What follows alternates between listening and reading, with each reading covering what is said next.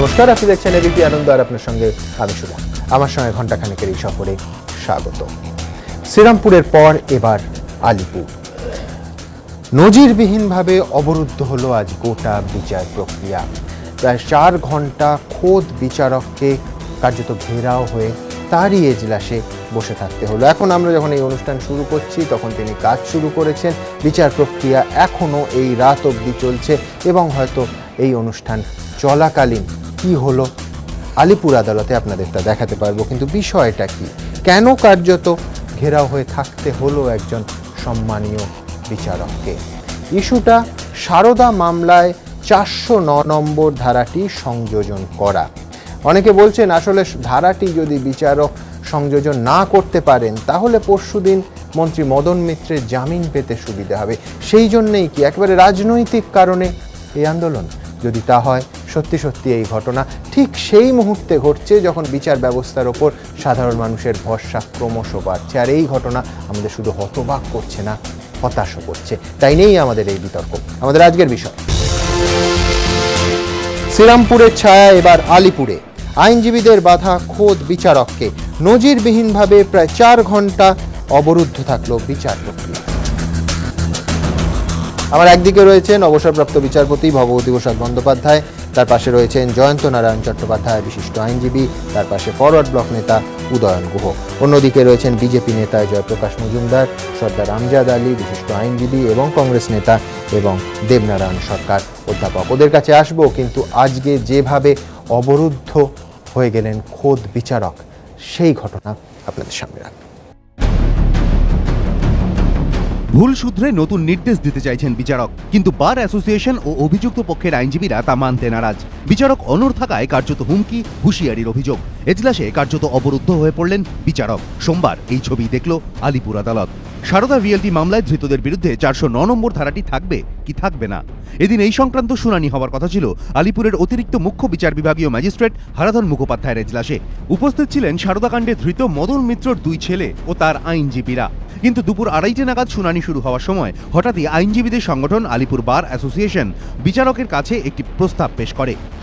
তাঁরা বলেন, গত শুক্রবার একজন প্রবীণ আইনজীবীর মৃত্যু হয়েছে, তার জেরে এদিন জামিনের আর্জি ছাড়া অন্য কোনো মামলার শুনানি হবে না।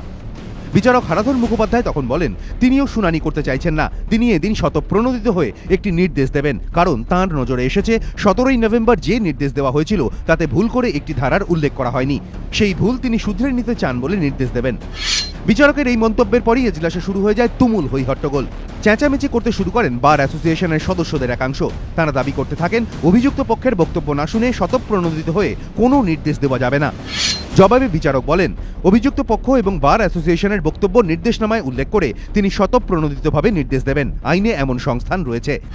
বিচারকের যুক্তি মানতে চায়নি বার অ্যাসোসিয়েশন। তারা দাবি করে, এভাবে শুনানি না করে নির্দেশ দিলে বার অ্যাসোসিয়েশনকে অসম্মান করা হবে। তারা জানিয়ে দেয়, 409 নম্বর ধারা যোগ করা নিয়ে যতদিন না পরবর্তী শুনানির দিন ধার্য করবেন বিচারক, ততদিন তারা এজলাসে কোনো কাজ করবেন না। যদিও আইনজীবীদের চাপে পিছু না হটে বিচারক জানিয়ে দেন, এজলাস ছেড়ে তিনি এক পাও নড়বেন না, নির্দেশ দেবেনই। আদালত সূত্রে খবর, এরপরই প্রবল চিৎকার চেঁচামেচি শুরু করেন বিক্ষোভকারীরা। বিচারককে উদ্দেশ্য করে উড়ে আসতে থাকে নানা অসম্মানজনক মন্তব্য, নানা অভিযোগ। বিচারক সিবিআই এর চাপে রয়েছেন, তার ব্যক্তিগত স্বার্থ রয়েছে। আলিপুর বার অ্যাসোসিয়েশনকে অসম্মান করেছেন। বিচারক বলেন, প্রয়োজনে তাকে বদলি করে দেওয়া হোক, কলকাতায় পোস্টিং তার দরকার নেই। আদালত সূত্রে খবর, এরপরই সুর আরও চড়ান আইনজীবীরাও। বলেন, আপনি গোয়ার তুমি করছেন। প্রতিবাদ করেন বিচারক, বলেন বিচারককে গোয়ার বলে অপমান করছেন আইনজীবীরা। আদালত সূত্রে খবর, এরপর কার্যত হুমকির সুর শোনা যায় বিক্ষোভকারী আইনজীবীদের গলায়। বিচারকের উদ্দেশ্যে তাঁরা বলেন, কথা না শুনলে অন্য পরিস্থিতির মুখে পড়তে হতে পারে। কিন্তু এতেও দমানো যায়নি বিচারককে। আদালত সূত্রে খবর, তিনি নিজের অবস্থানে অনড় থেকে পাল্টা বলেন, তিনি সবকিছুর জন্য প্রস্তুত। রায় দিয়ে যাওয়ার সদিচ্ছা রয়েছে তার, রায় দিয়েই যাবেন। আইনজীবী মহলের একাংশের মতে, এদিন যেভাবে বিচারকের সঙ্গে বাকবিতণ্ডায় জড়ালেন আইনজীবীরা এবং তার জেরে যেভাবে বিচার প্রক্রিয়া স্তব্ধ হয়ে থাকলো, তা কার্যত নজিরবিহীন। রাজর্ষি দত্তগুপ্ত, এবিপি আনন্দ, কলকাতা। ভগবতী বাবু, এই চাপের মুখেও বিচারক কথা রেখেছেন, রায় দিয়েই তিনি যাচ্ছেন এখনো পর্যন্ত আমাদের কাছে যা খবর। কিন্তু আপনি বলুন যে 3:45 থেকে 6:45 এই 4 ঘন্টা একজন বিচারককে কার্যত ঘেরাও করে রাখা হলো। এই কোন সমাজে বাস করছি আমরা? কথা বলবো, এটা অভূতপূর্ব, ভারতবর্ষের আইনের ইতিহাসে দেখা যায় না। আমার বিদেশের আইন ব্যবস্থা সম্বন্ধে খানিকটা পড়াশোনা আছে। England, America, Australia, Canada, New Zealand সব দেশ আছে। কোনো দেশে এরকম ঘটনা ঘটেনি এবং ঘটবে না, কারণ they are very conscious about there. মমতার রাজত্বে যা হয় তার কোনো পৃথিবীতে কোথাও হয় না, সেটা সারা বাংলার লোক জানে। আচ্ছা, আর একটা কথা বলবো আমি, যে এটা করলে কি হবে শুনুন, আইনজীবী বন্ধুরা অনেক তারা বুঝতে পারছে না। It's amounts of criminal contempt, এবং ক্রিমিনাল কন্টেম মানেই হচ্ছে তাদের প্র্যাকটিস করা বন্ধ হয়ে যাবে, অনেক কিছু ক্ষতি হবে। আমি আপনাকে একটু স্মরণ করিয়ে দিই, শ্রীরামপুরের ঘটনা নিয়ে এই স্টুডিওতেই আমরা অনুষ্ঠান করেছিলাম। আপনি বলেছিলেন যে, আমি কোট অ্যান্ড কোট বলছি, আনন্দবাজার পত্রিকায় পরের দিন প্রকাশিত হয়েছিল, মসৃণ বিচার ব্যবস্থা ভারতীয় সংবিধানের অন্যতম বৈশিষ্ট্য, সেখানেই মানে শ্রীরামপুরের ঘটনা উল্লেখ করে প্রচণ্ড আঘাত, আন্দোলনকারীরা তো নিজেদেরও ক্ষতি করছেন, ওরা এই যুগের কালিদাস। ঠিকই তো বলেছে, মানে ডালও যাবে, আর যারা প্রতিবাদ করছে তারাও পড়ে হাত পা ভাঙবে।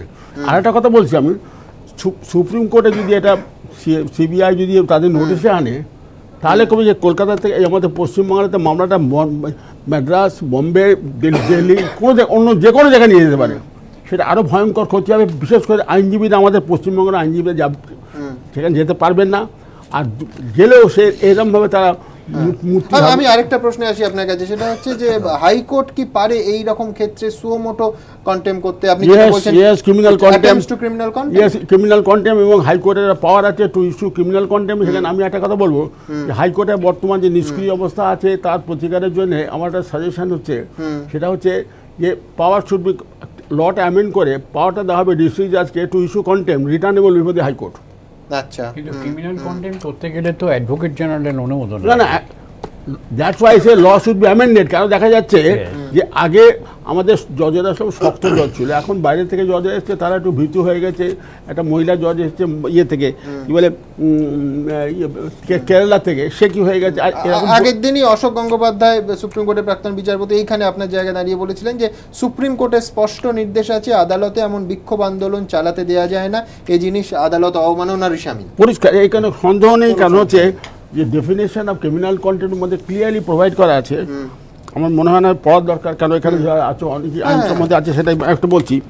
যে সেখানে বলছে, একটা সুপ্রিম কোর্টের একটা কেসে এটা বলছে, সেটা হচ্ছে Delhi Judicial Service Association versus State of Gujarat, AIR 1981 Supreme Court. সেখানে বলছে, the definition of criminal contempt is wide enough to include any act by any person which would attempt to interfere with the administration of justice or which would lower the authority of the court. The public have a vital stake in the effective and orderly administration of justice. The court has a duty to protecting the interest of the community.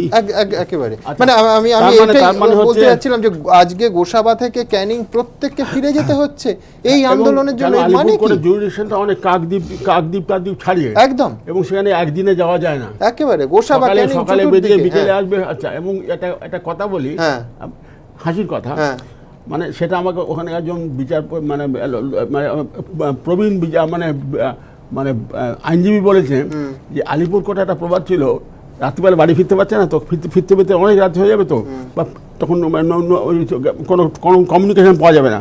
শুতে গেলে চায়ের দোকানে খাটে শুতে হয়, তখন বলে কত নেবে, বলে কাত হয় না চিত হয়ে, কাত হলে 8 আনা, চিত হলে 1 টাকা। আমি বলছি যে এই রসিকতার ভেতর উইথ আ সিরিয়াস নোট, এইভাবে বিচার পেতে মানুষ আসছে, তাদের পরদিন সকালে স্টার্ট করে যাবে।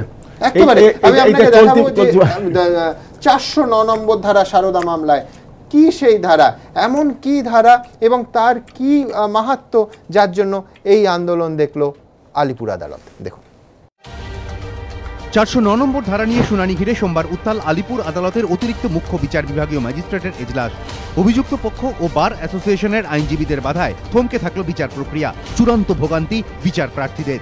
কিন্তু কেন সারদা মামলায় 409 নম্বর ধারাকে নিয়ে এত হই হট্টগোল? ঘটনার সূত্রপাত গত বছর। সারদা রিয়েলটি মামলায় গত বছর 21শে নভেম্বর গ্রেফতার হন সদ্য প্রাক্তন তৃণমূল সাংসদ সৃঞ্জয় বসু। ওই গ্রেফতারের 4 দিন আগে 17ই নভেম্বর আদালতে দ্বিতীয় চার্জশিট জমা দিয়েছিল সিবিআই। 4 ফেব্রুয়ারি সৃঞ্জয়ের আইনজীবীরা আদালতে জানান 17ই নভেম্বর আদালতে জমা দেওয়া সেই চার্জশিট বিচারক গ্রহণ করার সময় ভারতীয় দণ্ডবিধির 409 নম্বর ধারাটি বাদ দিয়ে দেন। এই ধারাটি কি? কোনো সরকারি কর্মী, ব্যবসায়ী, দালাল বা ব্যাংক কর্মী যদি অপরাধমূলক বিশ্বাসভঙ্গ করে থাকেন তাহলে তার বিরুদ্ধে 409 নম্বর ধারায় অভিযোগ করা হয়ে থাকে। এই ধারায় যাবজ্জীবন পর্যন্ত কারাদণ্ড হতে পারে। 409 নম্বর ধারা থাকলে অভিযুক্তকে গ্রেফতারের 90 দিনের মধ্যে চার্জশিট দিলেও চলে। সিবিআই এর চার্জশিটে বাকি যে ধারাগুলি ছিল তাতে সর্বোচ্চ 7 বছরের সাজা হতে পারে। এখানেই শেষ নয়, 409 নম্বর ধারা বাদ দিলে বাকি ধারাগুলিতে 60 দিনের মধ্যে চার্জশিট জমা না দিলে জামিন পেয়ে যেতে পারেন অভিযুক্ত। এইসব যুক্তি দেখিয়েই জামিন পেয়ে যান সৃঞ্জয় বসু। সেই উদাহরণকে সামনে রেখেই জামিনের আর্জি জানিয়েছেন জেলবন্দি মদন মিত্র। সেই মামলার শুনানি 11 তারিখ। তার আগের দিনই তার 60 দিনের হেফাজত পূর্ণ হচ্ছে। এই পরিস্থিতিতে 409 নম্বর ধারা থাকবে কিনা তা নিষ্পত্তি করতেই এদিন ছিল শুনানি। কিন্তু আইনজীবীদের কর্মবিরতির প্রস্তাব উপেক্ষা করে বিচারক জানান 409 নম্বর ধারা অন্তর্ভুক্ত করার জন্য তিনি স্বতঃপ্রণোদিত হয়ে সংশোধিত নির্দেশ দিতে চান। আর এতেই ক্ষুব্ধ হয়ে ওঠেন আইনজীবীদের একাংশ। কিন্তু এতে ক্ষোভের কারণ কি? আইনজীবীদের একাংশ বলছেন আদালত যদি ফের 409 নম্বর ধারাটিকে যুক্ত করে তাহলে মদন মিত্রর জামিনের আর্জি খারিজ হয়ে যাওয়ার জোরালো সম্ভাবনা। তাই কি আলিপুর আদালতে বার অ্যাসোসিয়েশনের সদস্য ও অভিযুক্ত পক্ষের আইনজীবীদের এত প্রতিবাদ? উঠছে প্রশ্ন। Rajarshi Dattagupta, ABP Ananda, Kolkata. Kalyani's Nature Pure presents ঘন্টা খানেক সঙ্গে Suman, powered by high-tech smartphones, শুধুমাত্র এবিপি আনন্দে। Kalyani's Nature Pure presents ঘন্টা খানেক সঙ্গে Suman, powered by high-tech smartphones, শুধুমাত্র এবিপি আনন্দে। জয়প্রকাশবাবু, প্রশ্নটা পরিষ্কার। 11 তারিখ মন্ত্রী মদন মিত্র উঠবে, যদি সংযোজিত না হয় জামিনের ক্ষেত্রে সুবিধা হবে। তার জন্য সাধারণ লোক থেকে আদালতের এই বিচার ব্যবস্থাকে এইভাবে স্থগিত করে দেওয়া যায়, অবরুদ্ধ করে দেওয়া যায়? ভগবতী বাবু যেটা বললেন সেই কথার সূত্র ধরে বলছি, মমতা ব্যানার্জির রাজত্বে যে অনাচার হচ্ছে এবং সেটা এখন বিচার ব্যবস্থাটাকেও গ্রাস করেছে। অন্য ব্যাপার ছেড়ে দিন, চুরি, ডাকাতি, খুন, জখম, সন্ত্রাস সেটা তো আছেই। সাধারণ মানুষ বিচার ব্যবস্থা পাওয়ার কথা, আপনি সেটাকেও একেবারে বিচারককে তার এজলাসে বলা হচ্ছে যে আপনার সবাই মুখ্যমন্ত্রীর ভাষায় কথা বলছে, আপনার বলা যায় না। আর একটা অদ্ভুত দেখলাম, বার অ্যাসোসিয়েশনের অসম্মান হবে যদি আপনি আমাদের কথা না শোনেন। এরা বার অ্যাসোসিয়েশনের মেম্বার হলে বার অ্যাসোসিয়েশনের অপমান এদের জন্য, যে যারা সাধারণ মানুষের ইন্টারেস্ট দেখে না তারা আবার বলছে বার অ্যাসোসিয়েশনের অপমান। আর একটা কথা বলি, কোর্টের কোনো সম্মান নেই, কোর্টের সম্মান নেই, বার অ্যাসোসিয়েশনের। এটা কি জানেন, মমতা ব্যানার্জির আমলে তার সুরে কথা বলে তার মতন ওই দাপিয়ে বেড়ানো সব নেতা দেখতেই তো পাচ্ছেন, তারা আদালত চত্বরটাকেও মাফিয়াগিরির জায়গা করে দিয়েছে। এটা একমাত্র সম্ভব হয়েছে, আমাদের এই রাজ্যে আইন শৃঙ্খলা নেই, মুখ্যমন্ত্রী মানেন না, তার পুলিশ মানে না, এবং তিনি চান আদালতও মানবে না, ভারতের সংবিধান চলবে না, মমতা বিধান চলবে। এই যে ভয়ঙ্কর পরিস্থিতি, এখানে আছেন আমাদের দেবনারায়ণ বাবু, উনি হয়তো বলবেন না না না এসব কিছু নয়, কিন্তু ঘটনাটা হচ্ছে সারা বাংলার যে অবক্ষয় হচ্ছে, অবক্ষয় হচ্ছে সাধারণভাবে, সাধারণ মানুষের জীবন নিয়ে যেভাবে ছিনিমিনি খেলছেন। আর একটা কথা ভাবুন তো, সুপ্রিম কোর্ট আজকে বলে দিল, এই যে কয়েকদিন আগে দেখলাম যে রাজ্য কেন, যে সারদা নিয়ে এরা গিয়েছিল, এটাও তো সারদার ঘটনা, এদের গালে সুপ্রিম কোর্ট তো চর মারার মতন করেছে। সুপ্রিম কোর্ট জিজ্ঞেস করেছে রাজ্য কেন এসছে। সাধারণ মানুষ, একজন অর্ডিনারি পার্সন মদন মিত্র, তার বিরুদ্ধে অভিযোগ, রাজ্য কেন আসবে? তার উত্তর দিতে পারিনি, কপিল সিবালকে ভাড়া করেছিল, উত্তর দিতে পারিনি, জাজরা সেটাকে ছুঁড়ে ফেলে দিয়ে খারিজ হয়ে গেছে। আজকে দেখুন, এগুলোর থেকে এরা শিক্ষা নেয় না, এরা এর ওপরেও হচ্ছে যে মদন দাকে বাঁচাতে হবে। কেন না, দিদি বলেছেন, তার মাথায় পুষ্পবৃষ্টি করতে হবে, কারণ দিদি বলেছেন। মুখ্যমন্ত্রী নিজে শপথ নিয়ে আছেন সংবিধানকে রক্ষা করবেন, পদে পদে আমাদের মুখ্যমন্ত্রী সংবিধান ভাঙছেন।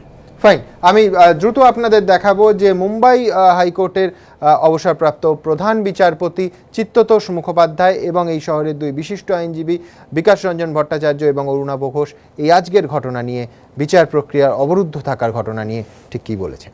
বিচারকের ওপর আইন যারা ব্যবসা করেন তাদের জোর জবরদস্তি করাটা নিশ্চয়ই অন্যায় যদি ঘটে থাকে। আইনজ্ঞের যে ভূমিকা, তারা আইন ব্যবসা যারা করেন তারা যার হয়ে সওয়াল জবাব করবেন তার বক্তব্য পেশ করতে পারেন, কিন্তু আদালত যদি সেটা গ্রহণ করেন আর যদি না গ্রহণ করেন তার বিরুদ্ধে তো উচ্চতর আদালতে যাওয়া যায়। আদালতে জোর জবরদস্তি করে যে অর্ডার পাস হচ্ছে তাকে রোখা যায় না, এবং আইনে এটা এইরকম করাটা নিশ্চয়ই বিচারযোগ্য উচ্চতর আদালতের পক্ষে, যে আদালত অবমাননা হয়েছে। একটা ব্র্যান্ড অফ আইনজীবী যারা একটি তৃণমূল কংগ্রেস করে তারাই এই গন্ডগোলটা করছে। আজকে যেটা হলো সেটা বিচার ব্যবস্থার প্রতি টোটাল অনাস্থা, এবং সেখানে যদি হাইকোর্ট কোনো ব্যবস্থা না নেয়, বিশেষ করে চিফ জাস্টিস, তাহলে বিচার ব্যবস্থার প্রতি আস্থা মানুষের কমে যাবে। বিচারপতিরাই যেখানে মানে ভয়ে আছে, নিরাপত্তাহীনতায় ভুগছে, সেখানে যারা বিচার প্রার্থী তারা কি করে নিরাপত্তার কথা ভাববে? যদি বিচারপতিরই এই অবস্থা হয় তাহলে সাক্ষ্যদান যারা করবে তাদের কি অবস্থা হবে? তারা তো ঢুকতেই পারবে না। যারা আইনজীবী হিসেবে এই কাণ্ড করেছেন তারা আইনজীবী হওয়ার উপযুক্ত নন। বিচারক রায় দেবেন, তা সেই রায়টা দেওয়া যাবে না উকিলরা যদি জড়ো হয়ে গুন্ডামি করেন। তাহলে কালকে অনেক অপরাধী আছে যারা অনেক এরকম গুন্ডাকে জড়ো করতে পারবেন, তো তাদের ক্ষেত্রে কি হবে? তারাও তো বলবেন যে আমরা যা বলবো আমাদের কথা মতো রায় দিতে হবে, আমাদের কথা মতো আদেশ লিখতে হবে। বিচারক হয়ে যাবেন ঠুটো Jagannath. Kalyani's nature pure presents ঘণ্টাখানেক সঙ্গে Suman, powered by hitech smartphones, শুধুমাত্র এবিপি আনন্দে। কালিয়ানিজ নেচার পিওর প্রেজেন্টস ঘণ্টাখানেক সঙ্গে Suman, powered by hitech smartphones, শুধুমাত্র এবিপি আনন্দে। আমি জয়ন্ত নারায়ণ বাবুর কাছে আসবো। জয়ন্ত নারায়ণ বাবু, আমার তারিখটাও মনে আছে, 22শে জানুয়ারি এই বছর, গত মাসের, কলকাতা হাইকোর্টে একটা নজির আমরা দেখলাম। কি নজির? ঠিক আজকের মতো ইস্যু, একজন আইনজীবীর মারা গেছেন, তাকে আগের দিন সবাই শ্রদ্ধা জানিয়েছেন। পরের দিনটা লক্ষ্য করুন যে একদম লম্বা উইকেন্ড, মানে ওই তারিখের মধ্যেই, শনিবার 23 তারিখ, লম্বা উইকেন্ড সোমবার অবধি। সেখানে দাবি উঠলো যে বৃহস্পতিবারটাও করে দেওয়া হবে, ছুটি দিতে হবে। একদম মাননীয় বিচারপতিরা রুখে দাঁড়ালেন। আমার মনে আছে মানে এজলাসে ছিলেন মঞ্জুলা চেম্বুর প্রধান বিচারপতি, তার সঙ্গে শ্রদ্ধেয় বিচারপতি প্রণব চট্টোপাধ্যায়, তারা কাজ করলেন, গোটা দিন কাজ হলো, এবং আইনজীবীদের একাংশের বিরোধিতা সত্ত্বেও শেষ পর্যন্ত আইনজীবীদের আরেকটা অংশ কাজে যোগ দিলেন, এবং প্রচুর অসহায় মানুষ বিচার পেলেন। এই যেখানে কলকাতা হাইকোর্ট নজির সৃষ্টি করলো, 1 মাসও হয়নি। আজকে এই ফেব্রুয়ারি মাসের শুরুতে আমরা দাঁড়িয়ে আছি, আজকে 9 তারিখ, 22 তারিখের ঘটনা আপনাকে বললাম। তো অন্যরকম কিছু আলিপুর, এই তো মানে আমি বলছি ঢিলছোড়া দূরত্ব, একই কলকাতার মধ্যে দুটো আদালত। প্রথম কথা দেখুন, যে কথা আপনারা বলছেন যে আইনজীবীরা তারা অবরুদ্ধ করেছেন মাননীয় বিচারকের এজলাস, আমি এখানে একটু প্রতিবাদ জানিয়ে বলবো যে সমস্ত আইনজীবীরা এখানে অবরুদ্ধ করেননি। এক শ্রেণীর আইনজীবীরা তারা অবরুদ্ধ করেছেন, বা হয়তো কোনো রাজনৈতিক দলের সমর্থক কোনো আইনজীবীরা তারা অবরুদ্ধ করেছেন। কাজেই এখানে যা হয়েছে, এই চরম অন্যায়ের দায়ভাগ আমরা সমস্ত আইনজীবীরা নিতে কিন্তু বাধ্য নই বা রাজি নই। দ্বিতীয় কথা, বিচার ব্যবস্থাকে রাজনীতির বাইরে রাখলেই ভালো হতো। এতদিন অবধি আপনাদের অনুষ্ঠানে আমি অনেকবারই এসেছি, আসা সৌভাগ্য হয়েছে। অনেকে বলেছেন, সে কামদুনি থেকে শুরু করে কোরপান শাহের মামলা, যে ইনসাফ চাই, অর্থাৎ প্রত্যেকে কিন্তু আদালতের উপরে আস্থা রাখেন, এখনো রাখেন। আমি জানি না যা হচ্ছে তা যদি হতে থাকে তাহলে কতদিন আর আদালতের উপরে আস্থা রাখা যাবে। এই কত বছরে আমরা কিন্তু দেখলাম কোথাও মাননীয় মন্ত্রী তিনি রুলস বা এথিক্স ভেঙে তিনি অপরাধীদের হয়ে দাঁড়িয়ে যাচ্ছেন, কোথাও সরকারি আইনজীবী তিনি অভিযুক্তকে ছাড়াবার জন্য এগিয়ে আসছেন, কয়েক ধাপ এগিয়ে যাচ্ছেন, কোথাও আবার যেখানে জামিনযোগ্য ধারা দেওয়া উচিত সেখানে অজামিনযোগ্য ধারা হচ্ছে, আর যেখানে অজামিনযোগ্য ধারা হওয়া উচিত সেখানে জামিনযোগ্য ধারা হচ্ছে। প্রতিটা ক্ষেত্রে কিন্তু সাধারণ মানুষের মধ্যে একটা প্রভাব পড়ছে, একটা চাপ পড়ছে যে রাজনীতি বোধহয় আদালতের ঊর্ধ্বে। যদি এটা হতে থাকে, রাজ্যের মন্ত্রী দাঁড়িয়ে যাচ্ছেন অভিযুক্তের হয়ে, আমি সেটাই বললাম যে রাজ্যের মন্ত্রীও দাঁড়িয়ে যাচ্ছেন অভিযুক্তের হয়ে। সর্বক্ষেত্রে যদি এটা সাধারণ মানুষের মাথায় ঢুকে যায় যে রাজনীতি হলো আদালতেরও ঊর্ধ্বে, তাহলে কিন্তু পশ্চিমবাংলার মানুষের কপালে অশেষ দুঃখ রয়েছে। যেটা বিকাশ দা বললেন, আমিও একমত যে আমরা মূলত অভিযুক্ত পক্ষের হয়ে মামলা করি এবং আমি মূলত ক্রিমিনাল মামলা করি। আজকে যা হলো এরকম যদি আমি ক্রিমিনালদের জোগাড় করে বলে আমার পছন্দ মতো রায় দিতে হবে, আমার পছন্দ মতো রায় না দিলে আমি আদালত অবরুদ্ধ করে রাখবো, তাহলে আদালতের কি হবে? এবং পাশাপাশি এই ট্র্যাজেডি দেখুন, সুপ্রিম কোর্টের নির্দেশে ন্যূনতম 210 দিন হাইকোর্ট খোলা রাখতে হবে। মানে আমি বলছি সেদিন যে যুক্তিটা, এই যে একটি কমিটি তৈরি হয়েছে মঞ্জুলা চেম্বুরের নেতৃত্বে, মাননীয় প্রধান বিচারপতির নেতৃত্বে, বিচারপতি প্রণব চট্টোপাধ্যায়, বিচারপতি শুভ্রকমল মুখোপাধ্যায়, বিচারপতি নিশিতা মাত্রে এবং বিচারপতি ইন্দিরা বন্দ্যোপাধ্যায়, তাদের একটা সুপারিশ মানা হচ্ছে না। মানে যে নীতি আদর্শের জন্য এই কমিটি কাজ করছে, আজকে এই নজির তো এক্স্যাক্টলি আপনি যেটা বলছেন সেটা হচ্ছে একজন আইনজীবী মারা গেছেন, তার প্রতি শ্রদ্ধা জ্ঞাপন এক জিনিস, আর এইভাবে একটি বিশেষ রাজনৈতিক উদ্দেশ্য চরিতার্থ করবার জন্য আদালত অবরুদ্ধ করে রাখা আরেক জিনিস। এখানে তো রাজনৈতিক উদ্দেশ্য চরিতার্থ করবার কথা বোঝা যাচ্ছে, যেটা আপনি প্রথমেই বললেন, যেটা রাজনৈতিক উদ্দেশ্য চরিতার্থ করতে হবে, একজন মানুষকে একটি টেকনিক্যাল গ্রাউন্ডে জামিনে বের করতে হবে। এই টেকনিক্যাল গ্রাউন্ডটা যদি না থাকে তাহলে তিনি জামিনে বেরোবেন না, তাহলে প্রশাসনের মুখে চুনকালি পড়বে। এই জন্য এক দলের এক ধরনের মানুষ যাদের ভেস্টেড ইন্টারেস্ট আছে, যারা একটি বিশেষ রাজনৈতিক দলের হয়তো, আমি হয়তো বলছি, আমি তো নিশ্চিত নই, হয়তো সমর্থক, তারা কিন্তু এটা করলেন। সমস্ত আইনজীবীরা কিন্তু এই ব্যাপারটা একদমই একমত নন। সমস্ত আইনজীবীরা বা আইনের ছাত্ররা আমরা কিন্তু এটাকে মেনে নিচ্ছি না একেবারেই। আপনাদের দেখাবো যে ঘটনার কথা উল্লেখ করছি, গত মাসের 22 তারিখের ঘটনা। নিঃসন্দেহে একটা নজির কলকাতা হাইকোর্টে আমাদের সামনে এসেছিল, দেখুন। আলিপুর আদালত কক্ষের ভেতরে আইনজীবীদের একাংশের নজিরবিহীন হই হট্টগোল, বিক্ষোভ, বিঘ্নিত বিচার প্রক্রিয়া।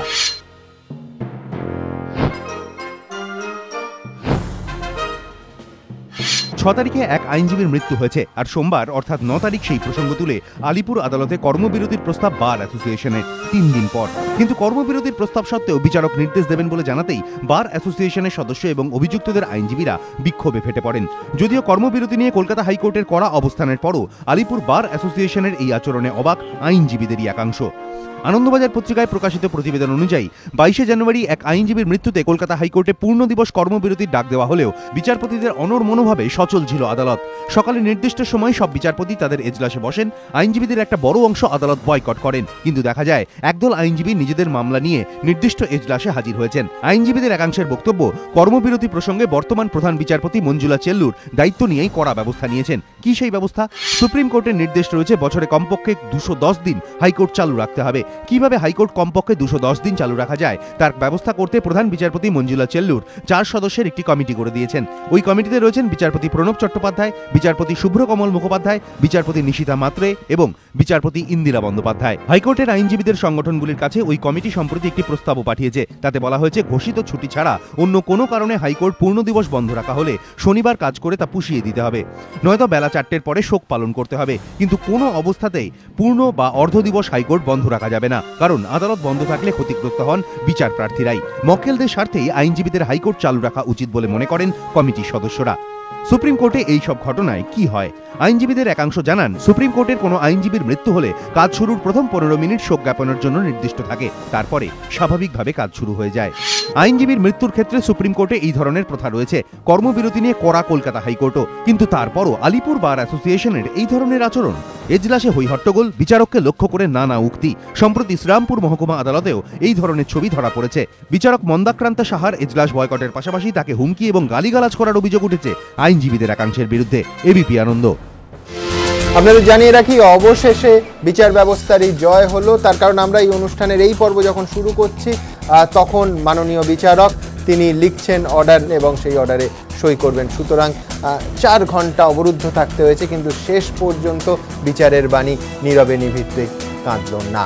আমি আসবো যে কথা বলছিলাম, অবশ্যই সুপ্রিম কোর্টের অর্ডার মেনে সমস্ত কেস রাজ্য সরকার সিবিআইয়ের হাতে তুলে দেবে, এটাই তো ছিল মাননীয় সুপ্রিম কোর্টের বিচারপতির আদেশে। কিন্তু তারপর সেরকমটা হলো না কেন? আর যদি হলো না, কার উদ্দেশ্যে, কাদেরকে বাঁচানোর উদ্দেশ্যে হলো না?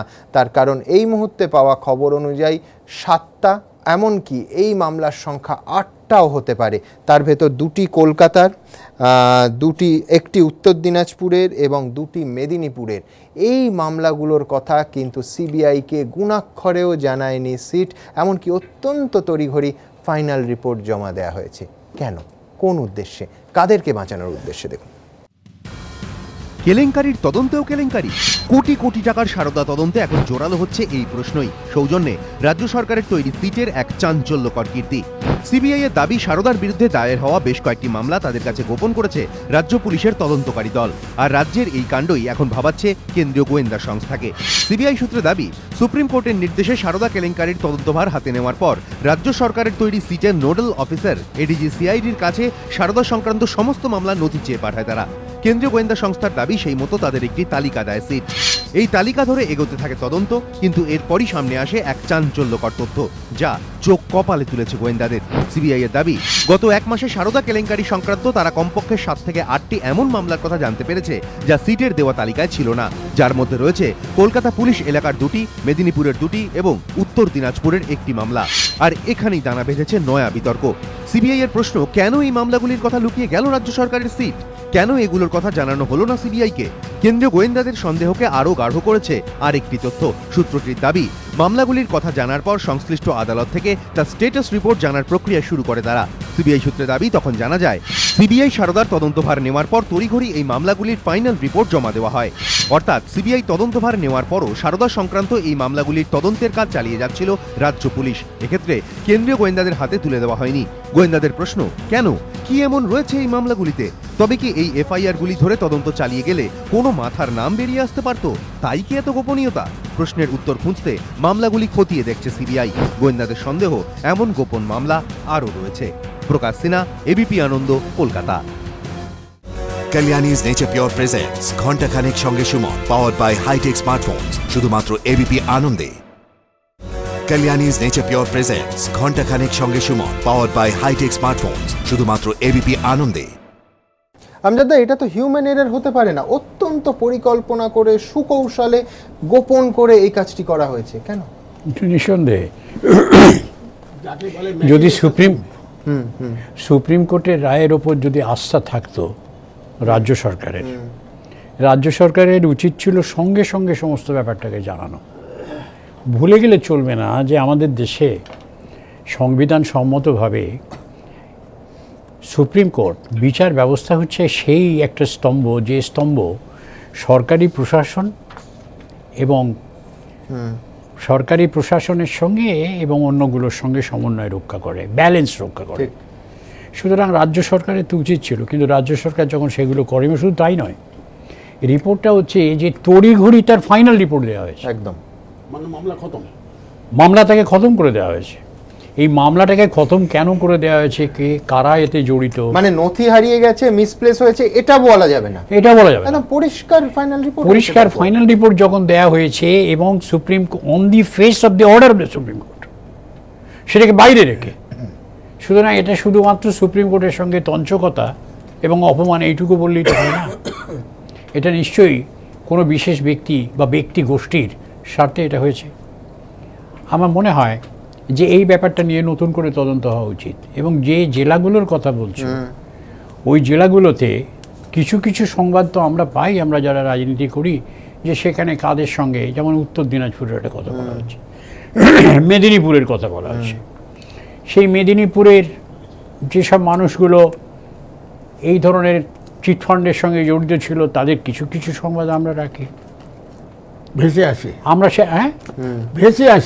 ভেসে আসে তারা, সেগুলোকে পরিষ্কার করে বলে দেওয়া যায়। আমি তোমার পুরনো কথাটা একটু যাই, যে আদালতে যে কাণ্ড কারখানাগুলো আজকে হয়েছে, জয়ন্ত একটা কথা বলেছে খুব ঠিক। আলিপুর আদালতে আইনজীবী আছে প্রায় 4 থেকে 4,500-এর মতো। কয়েকটা আইনজীবী তারা এই কাণ্ডটি করেছে। আমাকে জিজ্ঞেস করবো আমি কি সমর্থন করছি? আমি সমর্থন করছি না, আমি এর প্রতিবাদ করছি এবং আমি একে ধিক্কার জানাচ্ছি। একটা কথা জেনে রাখা ভালো, যে আদালতের রায়, জাস্টিস ভগবতী আমাকে স্বীকার করবেন নিশ্চয়ই, আদালতের রায় এমপি বাধ্য করল রায়কে বদলে দিতে। অনিল বসু, আরামবাগ আদালতের রায়, এ ঘটনা ঘটেছে। আজকে এরা কি করতে চাইছেন? এরা বিচারপতিকে বলছেন যে তুমি ওই 409 ধারা যোগ করতে পারবে কি পারবে না, তারা নির্দেশ দিচ্ছেন। You will not be allowed. যারা এটাকে করছেন, যারা করছেন আইনজীবী হিসেবে, তারা আমার সহকর্মী হলো, তাদের আমি এই কথাটাই বলবো, তোমরা জানো না তোমরা কি বলছো, তোমরা বুঝতে পারছো না তোমাদের জন্য কি অপেক্ষা করছে। হে ঈশ্বর, তোমাদের জন্য প্রার্থনা করি, তোমাদের তিনি মুক্তি এখানে দিন। আরেকটা কথা আছে স্যার, এটুকু বলতে হয়। জয়ন্ত, আরেকটা কথা, আরেকটা কথা হচ্ছে যে বিচারালয়ের মর্যাদা রক্ষা করবে কে? বিচারালয়ের মর্যাদা রক্ষা করার জন্য সাধারণ মানুষরা, আমরা যারা কারো সামরা পরে বিচারালয়ে গিয়ে বিচার প্রার্থনা করি, তাদের সব থেকে বেশি দায়িত্ব হচ্ছে বিচারালয়ের মর্যাদাকে রক্ষা করা। আজকে justice Manjula Chellur chief justice of Calcutta high court committee করছেন। এমন মানুষ আছেন আজকে সরকারি প্রশাসনের সব থেকে শীর্ষস্থানে আছেন। আমি প্রেসিডেন্ট হিসেবে করেছিলাম, এটা আমার কথা বলছি না, আমি একই কথা বলছি। সুমন কলকাতা হাইকোর্টে একটা বছরে 365 দিনে বছর, তো 86 দিন কাজ হয়নি। 86 জন মানুষ মারা গিয়েছিল, 86। এই 86 দিন কাজ হয়নি। সকাল 10:30 থেকে 1:15 আর বিকেলে 2 থেকে 4টে, কত ঘন্টা হয়? 86কে সেই ঘন্টাটাকে দিয়ে ভাগ করলে কত ঘন্টা বিচারে নষ্ট হয়েছে? একটা উদ্যোগ নেওয়া হয়েছিল, উদ্যোগ নিয়ে একটা নির্দিষ্ট করা হয়েছিল যে আমাদের কোনো সহকর্মী যদি মারা যায়, যেমন এখানে হয়েছে, সহকর্মী মারা গেলে আমরা একটা নির্দিষ্ট দিনে, সপ্তাহের একটা দিনে 1 ঘন্টা কি 2 ঘন্টা তাদের জন্য আমরা আমাদের শোক প্রকাশ। একদম। আজকে এরা কি করলেন? কাজ শুরুর 15 মিনিট আগে শোক প্রকাশ, তাদের সহকর্মী একজন মারা গেছেন, তাদের সহকর্মী মারা গেছে। বিচারপতির কাছে আবেদন জানিয়েছে, বার অ্যাসোসিয়েশন আবেদন জানিয়েছে যে আজকে কাজ করো না। বিচারপতি যদি বলেন যে না আমি কাজ করব, তাহলে তাদের কি করা উচিত ছিল?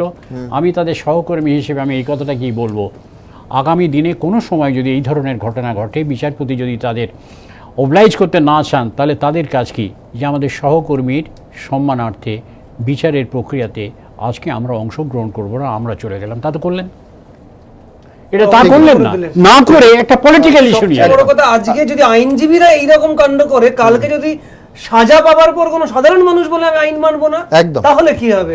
আমরা কোন দিকে নিয়ে যাচ্ছি? এবং তুমি কল্পনা করো তো, সামলা পড়া মানুষগুলো তো প্রতিবাদ করতে পারবে। একজন বিচারপতিকে একজন অভিযুক্ত দাঁড়িয়ে বলছে যে আপনার ভেস্টেড ইন্টারেস্ট হয় নাকি, ভেঙে পড়বে গণতান্ত্রিক ব্যবস্থা। আমি উদয়ন বাবুর কাছে যাব, কিন্তু তার আগে আপনাদের দেখাতে চাইব কংগ্রেস নেতা ডালু বাবু। তিনি চিঠি লিখেছিলেন তৎকালীন প্রধানমন্ত্রী মনমোহন সিংহের অফিসে 2011 সেপ্টেম্বর মাসে, যে সারদা সহ 8টি চিটফান্ডের নাম দিয়ে। আমরা সবাই সেই কথা জানি। তারপর তিনি আরেকটা চিঠি লিখেছিলেন প্রধানমন্ত্রীর অফিসের পিএমওর প্রোটোকল কি, সঙ্গে সঙ্গে সেই চিঠি ফরওয়ার্ড করে দেওয়া হবে রাজ্য সরকারকে। তা করাও হয়েছিল। রাজ্য সরকার কি ব্যবস্থা নিয়েছে তা জানতে সিবিআই এর আগে চিঠিও দিয়েছিল, কিন্তু এখনো পর্যন্ত কোনো জবাব না পেয়ে আবার সিবিআই চিঠি দিচ্ছে রাজ্য সরকারকে যে পিএমও থেকে ওই চিঠি ফরওয়ার্ড করার পর পশ্চিমবঙ্গ সরকারের অবস্থান ঠিক কী ছিল। এখনো পর্যন্ত সেই প্রথম চিঠির জবাব বাদ দিন প্রাপ্তি স্বীকারও করা হয়নি। দেখুন, কংগ্রেস সাংসদের চিঠির সূত্র ধরে কি এবার বিপদ বাড়তে চলেছে তৃণমূল সরকারের? সারদা কেলেঙ্কারির তদন্তে সিবিআই এর হাতে উঠে আসা নয়া তথ্য জন্ম দিয়েছে এই জল্পনারই। 2011 সেপ্টেম্বরে রাজ্যের 8টি বেআইনি আর্থিক প্রতিষ্ঠানের বিরুদ্ধে তদন্তের আর্জি জানিয়ে প্রধানমন্ত্রীকে চিঠি দেন কংগ্রেস সাংসদ তথা তৎকালীন কেন্দ্রীয় মন্ত্রী আবু হাসেম খান চৌধুরী। সেই তালিকায় ছিল সারদাও, যদিও এর 1 বছর পর ফের প্রধানমন্ত্রীকে চিঠি লিখে সারদা রিয়েলটিকে রীতিমতো সার্টিফিকেট দেন আবু হাসেম খান চৌধুরী। কিন্তু কোটি কোটি টাকার এই কেলেঙ্কারির তদন্তে সিবিআই এর নজর এখন এই চিঠির দিকেই। কেন্দ্রীয় গোয়েন্দা সংস্থা সূত্রে দাবি, বেআইনি আর্থিক প্রতিষ্ঠান কিংবা বেআইনিভাবে টাকা তোলা সংক্রান্ত কোনো অভিযোগ পেলে প্রধানমন্ত্রীর দপ্তর সেই অভিযোগ পাঠিয়ে দেয় সংশ্লিষ্ট রাজ্যে। বলা হয় বিষয়টি তদন্ত করে দেখার জন্য। অর্থাৎ সেই নিয়ম অনুযায়ী কংগ্রেস সাংসদের চিঠির ক্ষেত্রেও এই একই নির্দেশ রাজ্য সরকারের কাছে আসার কথা। সিবিআই এর দাবি, সারদা কেলেঙ্কারির তদন্তভার হাতে নেওয়ার পর রাজ্য সরকারকে চিঠি দিয়ে তারা জানতে চায় আবু হাসেম খান চৌধুরীর চিঠি কি তাদের ফরওয়ার্ড করেছিল কেন্দ্রীয় সরকার, করে থাকলে সেই অভিযোগের প্রেক্ষিতে কি ব্যবস্থা নেওয়া হয়েছিল, কি তদন্ত করা হয়েছিল। কিন্তু কেন্দ্রীয় গোয়েন্দাদের দাবি 3 মাসেরও বেশি সময় কেটে গেলেও এখনো কোনো জবাব আসেনি রাজ্য সরকারের কাছ থেকে। আর রাজ্যের এই নীরবতাই উস্কে দিয়েছে নয়া বিতর্ক। কেন্দ্রীয় গোয়েন্দাদের দাবি, যদি প্রধানমন্ত্রীর দপ্তর থেকে চিঠি না এসে থাকতো তাহলে এতদিনে নিশ্চয়ই তা জানিয়ে দিত রাজ্য সরকার, কিন্তু তা জানায়নি। গোয়েন্দাদের প্রশ্ন, তবে কি কিছু গোপন করতে চাইছে রাজ্য সরকার? তবে কি কেন্দ্র অভিযোগপত্র পাঠানো সত্ত্বেও তদন্ত করেনি তারা? তবে কি সত্য প্রকাশ্যে আসার আশঙ্কাতেই জবাব এড়াচ্ছে তৃণমূল সরকার? সিবিআই সূত্রে দাবি, এই পরিস্থিতিতে প্রথম চিঠির রেফারেন্স দিয়ে ফের রাজ্যকে চিঠি দিতে চলেছে সিবিআই। আশা, এবার অন্তত জবাব দেবে সরকার। Prakash Sinha, ABP Ananda, Kolkata. Kalyani's Nature Pure presents ঘন্টা খানেক সঙ্গে Suman, powered by High-Tech Smartphones, শুধুমাত্র এবিপি আনন্দে। Kalyani's Nature Pure presents ঘন্টা খানেক সঙ্গে Suman, powered by High-Tech Smartphones, শুধুমাত্র এবিপি আনন্দে।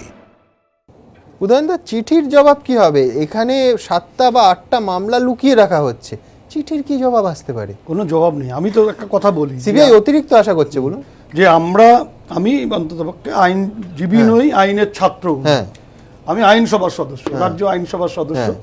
এই আইনসভার ভেতরে গিয়ে দেখেছি যে যখন সারদা কাণ্ডটা ভেসে উঠল, তখন এটাকে চাপবার জন্য দুটো জিনিস তৈরি করা হলো। একটা হচ্ছে শ্যামল সেন কমিশন, আর একটা হচ্ছে সিট। এ পরিষ্কার পরিকল্পিতভাবে যাতে এটা না ওঠে, মানুষ যাতে আসল সত্যটা জানতে না পারে, তার জন্য এটা করা হয়েছিল। আমরা বিধানসভায় বলেছি, রেকর্ড আছে, আমরা সেই সময় দাবি করলাম যে সিবিআই তদন্ত হোক এবং সুপ্রিম কোর্টের তত্ত্বাবধানে হোক। রাজ্য সরকার 11 কোটি টাকা খরচ করে সেটাকে বন্ধ করবার চেষ্টা করেছিলেন। আজকে যে সিবিআই তদন্ত, সেটা কিন্তু সুপ্রিম কোর্টের নির্দেশে হচ্ছে। এবং সেই পরিপ্রেক্ষিতে আমি বলি, আজকে আলিপুর কোর্টে যেটা হলো, সেটা কিন্তু শুধুমাত্র আলিপুর কোর্টের অবমাননা, সেটা হচ্ছে সুপ্রিম কোর্টের অবমাননা। কারণ সারদা তদন্তের সাথে যুক্ত, সারদার সুপ্রিম কোর্টের নির্দেশে হচ্ছে, সেই কেসকে কেন্দ্র করে যে ঘটনা, সেটা যদি কোনো অপমাননা হয়ে থাকে, তাহলে হচ্ছে সেটা সুপ্রিম কোর্টের অবমাননা হয়েছে। আমার যেটা বক্তব্য, যে রাজ্যের মানুষের আইনের প্রতি যে আস্থা সম্মান আছে, সেই আইনের প্রতি আস্থা সম্মানকে বজায় রাখবার জন্য উচ্চতম আদালতের অবিলম্বে হস্তক্ষেপ করা উচিত। নাহলে মানুষের মন থেকে কিন্তু এই আইনের প্রতি আস্থা এবং সম্মান নষ্ট হয়ে যাবে।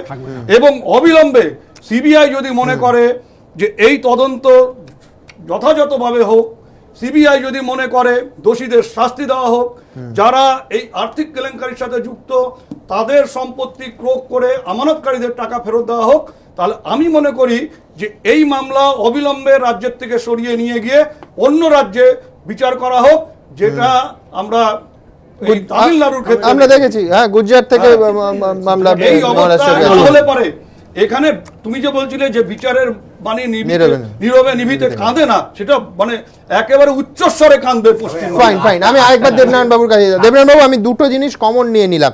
এক হচ্ছে যে সারদা সহ সব চিটফান্ড বামফ্রন্টের আমলে হয়েছে, যেটা আপনি বলেন জেনারেলি, আর বামফ্রন্টের কেউ ধোয়া তুলসী পাতা নয়, আমি মেনে নিলাম। আপনি আমায় বলুন যে এই কেসগুলো লুকিয়ে রাখা তো মানে চৌর্যবৃত্তির শামিল। মানে আমি ফাইনাল রিপোর্ট দিচ্ছি, এরম নয় যে আমার তথ্য মিসপ্লেসড হয়ে গেছে কোনোভাবে কোনো অফিসারের গাফিলতিতে, আমি লুকিয়ে আমি হ্যান্ড ওভার দিচ্ছি 7টা বা 8টা কেস সরিয়ে রেখে। প্লিজ। হ্যাঁ প্লিজ, কিন্তু আমার বক্তব্য হচ্ছে কি, আমি সবার কাছে বলছি, আমার বলার একদম আপনি বলুন, ঝাঁপিয়ে বলবেন না, এটা ডিবেট। ঠিক মনে হচ্ছে আমি এটা ডিবেটে। আরেকটা কথা বলে রাখছি, যেহেতু আইন নিয়ে আমি সবসময় সিবিআইয়ের বিরুদ্ধে বলি, সে আলাদা কথা, কিন্তু এই বিচারালয়ের বিরুদ্ধে আমি বলছি না, একটা ডিবেটের একটা বক্তব্য, এইটি আমি ক্ষমা চেয়ে নিচ্ছি। প্রশ্নটা হচ্ছে, একটু আগে আমজাদ সাহেব যেটা বললেন যে 86 জন মানুষ মারা গেছে, 86 দিন নষ্ট হয়েছিল, এটাও কিন্তু ইনস্ট্যান্স মনে করতে হবে। এটাকে ধরে নিয়েই বলছি। আজকের যে ঘটনাটা ছিল সেটা একটু আসি, কি ছিল? 3টে বিষয়। একটা শুনানি না করে নির্দেশ, ভুল করে 2 নম্বর ভুল হয়ে গেছে বলে স্বপ্রণোদিত নির্দেশ, 3টে ছিল, আর 3 নম্বর ঘেরাও।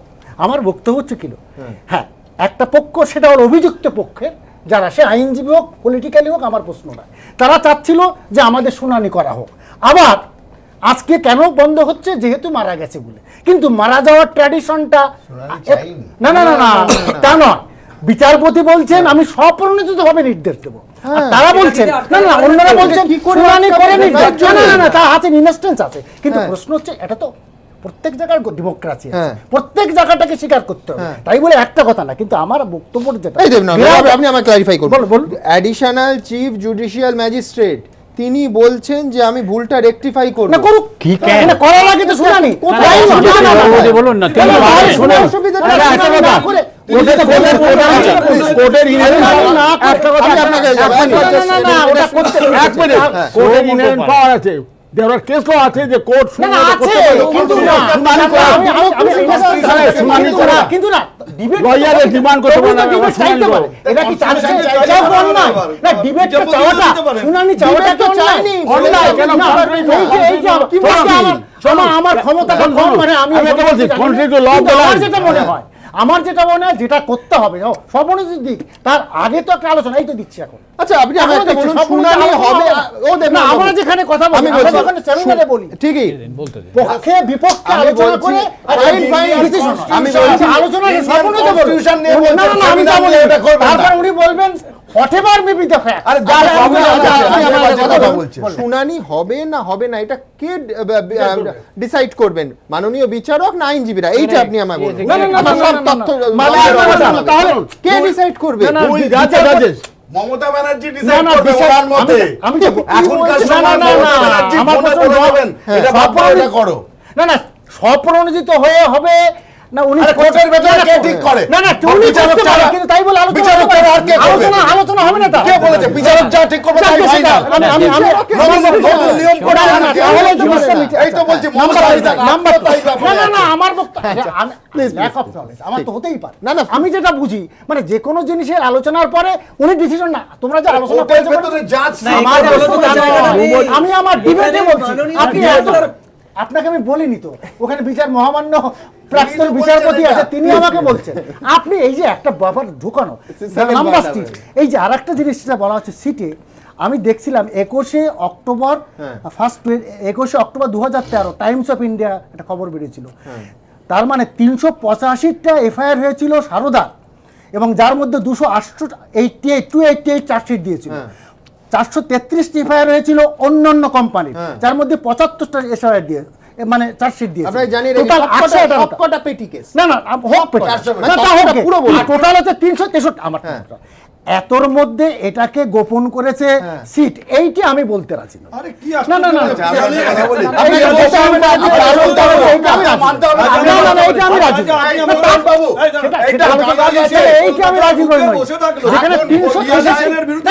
আমি একটা কথা বলছি 363 কে এই ব্যাপারে 363 চার্জশিট আপনি বলছেন আমি আরো বলছি এবং 21 এপ্রিল 8টা কেস লুকিয়ে রেখেছিল জোর করলে হয় না দলের যুবরাজ যুক্ত আছে শোনা যাচ্ছে দলের যুবরাজ যুক্ত আছে হয় না এইভাবে জোর আমরা তো শুনতে পাচ্ছি তাহলে ভোট এমনি পাবে ঠিক আছে আমার কথাটা আমরা একটা না না শুনুন আমি একবার আমি সমান একটা কথা বলি দেবনারায়ণ বাবু আপনি যে ডেমোক্রেসির কথা বলছেন না democracy is a political system নিশ্চয়ই আমি বলি আর বিচার ব্যবস্থায় সেখানে দেয়ার ইজ এ প্রসিডিউরাল ল সেই অনুসারে চলবে আপনি বলছেন যে শুনানি না করে নির্দেশ দিতে পারেন কিনা আমি বলছি আইনের যতটুকু জ্ঞান আছে শুনানি না করে নির্দেশ দেওয়া সুমোটো নির্দেশ দেওয়া তার কাছে তিনি নিজে যদি মনে করেন আকাশ থেকে উড়ে পাখি যদি তাকে খবর দেয় বিচারপতি বাধ্য তার রায়ের যদি কোনো ভুল থাকে তিনি করতে পারেন হামেশা এই জিনিস হচ্ছে 11 বছর পরে কলকাতা হাইকোর্টে এই যে কলকাতা হাইকোর্টে আইনত কি বলবেন এইভাবে লুকিয়ে রেখে এটা সুপ্রিম কোর্টের অর্ডারের ভায়োলেশন লুকিয়ে রাখা নয় কারণ 818টার মধ্যে 363টা আপনি আমার না না আমি বুঝতে পারছি না আপনি ফাইনাল রিপোর্ট দিচ্ছেন ফুললি অ্যাওয়ার মানে it proves that you are fully aware of this cases তাতে কি হচ্ছে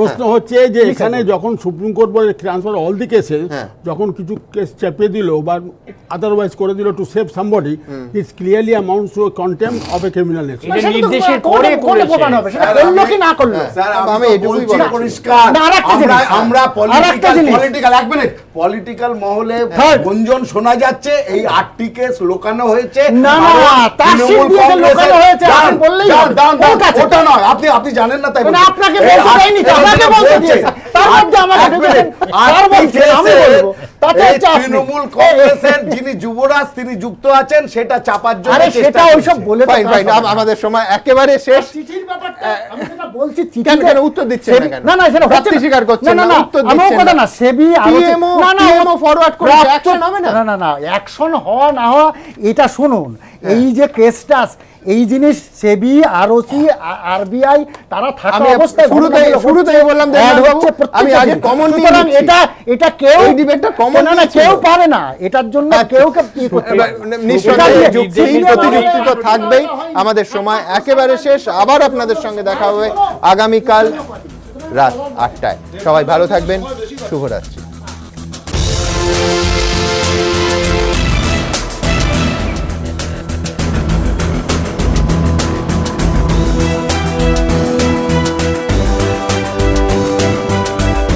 Kalyani's Nature Pure presents ঘন্টা খানেক সঙ্গে Suman, powered by high-tech smartphones, শুধুমাত্র